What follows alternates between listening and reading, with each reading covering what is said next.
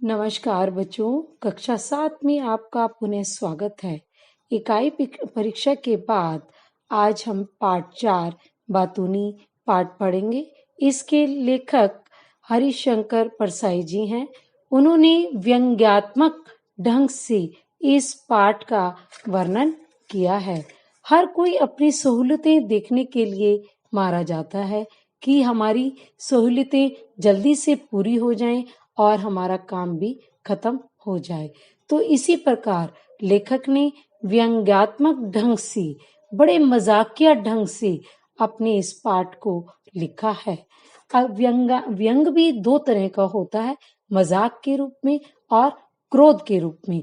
मजाक के रूप में, हंसी के रूप में किया गया जो कार्य व्यंग के रूप में आ जाता है और हंसी में कमी आती है तो वह बात बनते ही नजर आ जाती है। लेकिन क्रोध के रूप में जब हम बात को बढ़ा चढ़ा कर कह देते हैं तो वह एक रुद्र रूप ले लेती है। लेकिन आइए आज हम देखते हैं सज्जन और लेखक के बीच की वार्ता का।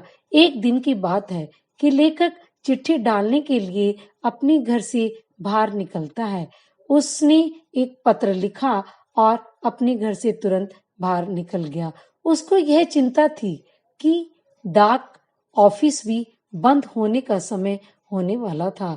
जैसे ही वह घर से बाहर निकला, थोड़ी दूर चलने के बाद उसने एक सज्जन को देखा जो साइकिल पर जा रहे थे। उन्हें रोक कर कहा, जरा ये लिफाफा आप डाक ऑफिस में, पोस्ट ऑफिस में डाल आएंगे।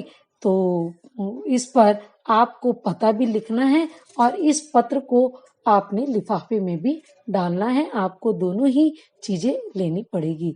तो सज्जन ने कहा, सहर्ष।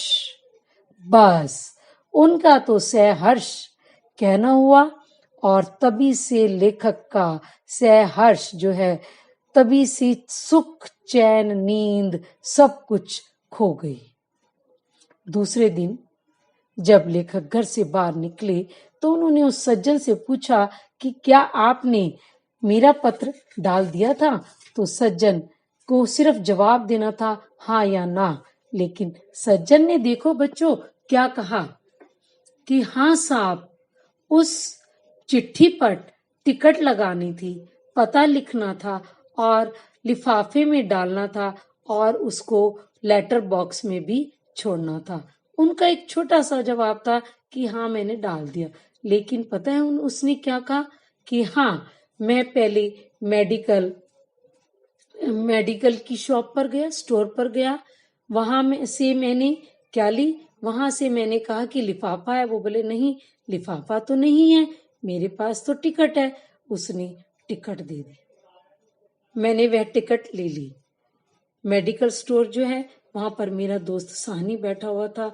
मैंने उससे तुरंत टिकट ली और मैं आगे की ओर चल दिया। रास्ते में मेरे दोस्त की दुकान आई और स्टेशनरी की दुकान राजू करता था। तो मैंने उससे कहा, क्या तुम्हारे पास लिफाफा है? तो उसने कहा हाँ लिफाफा है। मैंने उससे पेन भी मांग लिया और लिफाफे पर टिकट लगाई और पेन से पता लिख दिया और जल्दी ही जल्दी मैं लिफाफा पोस्ट ऑफिस छोड़ने के लिए निकल पड़ा। लेकिन जैसे ही मैं जाने लगा मैंने देखा कि समय बहुत कम है। मैं तुरंत साइकिल की रफ्तार को मैंने तेज किया और पोस्ट ऑफिस की तरफ रवाना हो गया। अब देखा कि डाकिया चिट्ठियां निकाल कर लेटर बॉक्स बंद कर रहा था। मैंने कहा, भाई साहब यह चिट्ठी भी जरूरी है, इसे डाक में शामिल कर लीजिए। वह भला आदमी था, उसने लिफाफा ले लिया। भला आदमी यानी कि बहुत अच्छा इंसान था। उसने लिफाफा ले लिया। तब साहब मेरा मन बहुत हल्का हुआ। इतनी छोटी सी बात, यह मैंने बहुत संक्षेप में लिखा है। उन्होंने तो इस बात को लगभग आधा घंटा ही बताने में बिता दिया। मैंने कसम खाई कभी इनसे कोई काम नहीं कराऊंगा। किसने कसम खाई? लेखक ने। लेखक कहने लगा कि मैंने ये कसम खा ली कि मैं इस सज्जन से कभी भी काम नहीं कराऊंगा। मुझे जितना पाप कर चुका था मैं, मुझे उसका फल तो भुगतना ही था। मेरा काम करके उन्होंने मेरे ऊपर हमेशा के लिए अधिकार जमा लिया था। रास्ते में उनका घर पड़ता था, मैं निकलता उन्हें दिख जाता तो वे बहुत खुश हो जाते और मुझसे पूछते कहाँ जा रहे हो। मैं समझ नहीं पाता कि आम तौर पर लोग क्यों पूछते हैं कि आप कहाँ जा रहे हो। क्या वे पुलिस के आदमी हैं या खुफिया एजेंसी के विभाग की हैं, या चाचा होते हैं, या जानना चाहते हैं कि तुम कहाँ जा रहे हो। मैं बहुत परेशान हो गया। मैं जब रुक जाता और कहता यूं जरा ही सिविल सर्जन से मिलने जा रहा हूँ, उनको झूठ मूठ ही बतला देता था। एक लिफाफा पत्र पोस्ट करने के लिए मुझे क्या क्या नहीं भुगतना पड़ा। मैं उनसे पूछता कि मैं उनके पास जा रहा हूँ। तो अच्छा, उनके पास, डॉक्टर गुप्ता जी के पास जा रहे हैं आप? वे तो मेरे चाचा जी के बड़े अच्छे दोस्त हैं। नागपुर में के पास पास ही हमारा बंगला था। हमारे घर आते थे और मुझे गोद में खिलाते थे। देखा कितना बातूनी निकला वह सज्जन। देखिए देखिए बच्चे, हंसी के फुवारे तुम्हारे निकलते जाएंगे और इस सज्जन की बातूनी गप्पों से आप परिचित हो जाएंगे कि ये कितना गपोड़ी है, कितनी बातें करता है। इसीलिए तो इस पाठ का नाम बातूनी है। कभी मैं कहता प्रोफेसर तिवारी से मिलने जा रहा हूँ, तो कहते अच्छा अच्छा, वो तिवारी जी जो मेरे फादर इन लॉ के बड़े पुराने दोस्त थे। गप मारते थे और ऐसे ही कहते रहते थे। ये मैं किसी का भी नाम लेता, उनके मुख से केवल यही निकलता, चाचा, मामा, ससुर, पिता का दोस्त निकल आता और 10-15 मिनट उनके संबंधों के बारे में वे बताते जाते थे। मैंने अब की बार निश्चय कर लिया कि अब की बार अगर वो मुझे मिलेंगे, मैं कहूंगा मैं तो डाकू जालिम सिंह से मिलने जा रहा हूँ। तो अच्छा, वो जालिम सिंह? फिर वो कहेंगे वो तो मेरे फादर के दोस्त थे। बताओ, इतनी गप, इतनी बातें उनके मस्तिष्क में कहां से आती थी। एक दिन मैंने सोचा, मैं कहूंगा कि मैं तो भगवान से मिलने जा रहा हूँ। अच्छा अच्छा अच्छा अच्छा, मैंने कह भी दिया तो कहने लगे वे तो हमारे चाचा के बड़े अच्छे दोस्त हैं, दोनों स्वर्ग में साथ साथ काम करते हैं। मेरा उन्हें प्रणाम बताइएगा, वे पहचान जाएंगे, मुझे तो भगवान ने गोद में खिलाया है। अब अपनी यह हालत कि मैंने उस रास्ते को छोड़कर करीब आधा मील का चक्कर लगाने जाता और कभी बाई चांस वो मुझे बाजार में मिल जाते और कहने लगते कि आप अब दिखाई नहीं देते, क्या बात है। उन्होंने कहा कि मैं तो अब घर से बाहर भी नहीं निकलता, अपने घर में रहता हूँ। तो सज्जन ने कहा अच्छा, आप घर में रहते हैं तो मैं आपसे घर पे मिलने आ जाऊंगा। ओ, कितना संगीन मामला। लेखक ने कहा अगर ये घर पर मिलने आ गए तो घंटों तक बात करेंगे, सोच विचार करेंगे और घर पर ही दर्शन दे दिए। तो मुझे तो इस सज्जन से बहुत डर लगने लगा। जैसे ही मैं उस सज्जन को देखता तो मैं अपना रास्ता जो है वह मोड़ लेता था, लेकिन वह सज्जन देखकर मुझे बहुत खुश होते, उनका चेहरा तो खिल जाता था, लेकिन मेरी हालत, मेरी दशा बहुत दयनीय हो जाती थी और उनकी शक्ल देखकर मैं तो कांप उठता था। मुझे पता है मेरे चेहरे के भाव कैसे होते थे, जैसे सुरसा के मोर पर हनुमान को देखकर उनके भाव हो जाते थे। और सुरसा ने कहा था कि आज सुरन मोहि दीन हारा, आज देवताओं ने मुझे भोजन दिया है। ये सज्जन भी किसी परिचित को देखकर मन ही मन कहते हैं आज सुरन मोहि दीन आहारा। वे पास आकर हाथ पकड़ लेंगे और एक पांव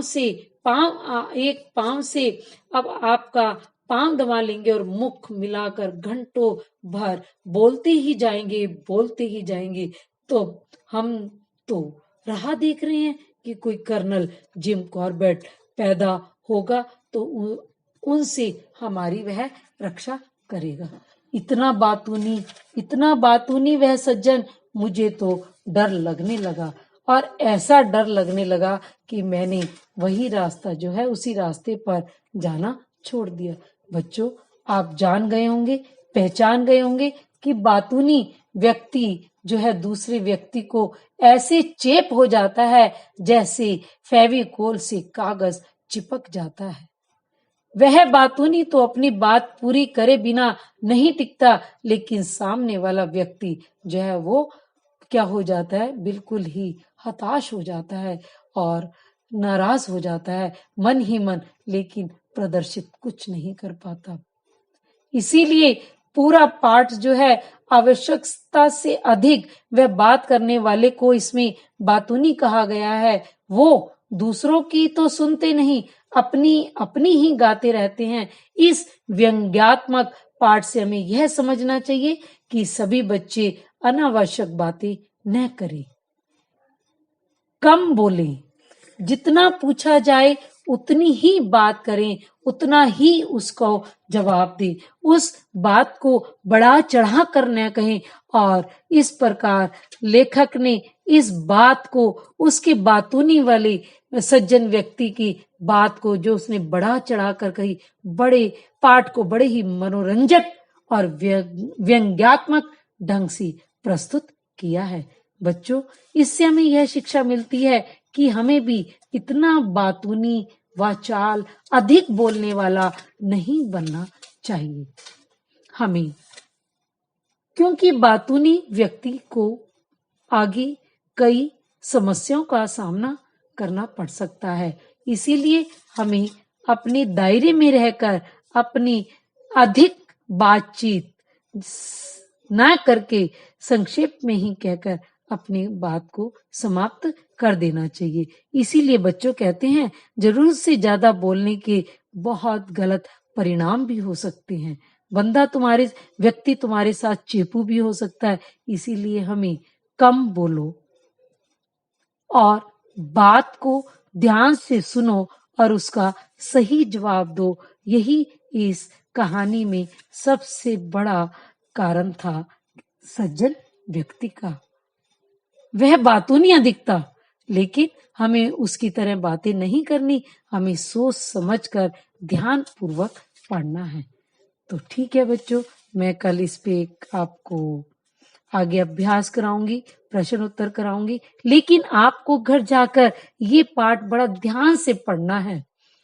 इसके कठिन शब्दों को ध्यान से देखना है कि कहाँ छोटी की मात्रा है, कहाँ बड़ी की का ऊ की, कहाँ छोटे ऊ की, कहाँ बड़े ऊ की, और उसको अपने मन में उतारना है। शब्द अर्थों को याद करना है। ठीक है बच्चों, आज ये पाठ श्री हरिशंकर परसाई जी द्वारा लिखा गया बातूनी यही समाप्त होता है।